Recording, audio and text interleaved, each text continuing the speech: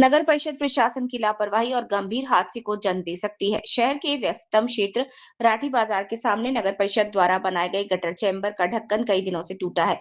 बावजूद इसके नगर परिषद प्रशासन ने अब तक इस ओर कोई ध्यान नहीं दिया है। स्थानीय नागरिकों ने नाराजगी जताते हुए कहा कि इस टूटे चैम्बर के कारण राहगीरों, स्कूली बच्चों और दोपहिया वाहन चालकों की जान पर बनाई है। रात के समय ये खतरा और बढ़ जाता है क्योंकि टूटा चैम्बर सड़क के बीच में स्पष्ट रूप से दिखाई नहीं देता।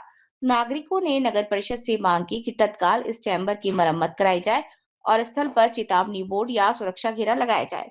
लोगों का कहना है कि यदि समय रहते कार्यवाही नहीं की गई, तो ये लापरवाही किसी बड़ी दुर्घटना का कारण बन सकती है। शहरवासियों ने सवाल उठाया है, क्या प्रशासन किसी अनहोनी का इंतजार कर रहा है? प्रतिनिधि वाशिम से सैयद आसीम।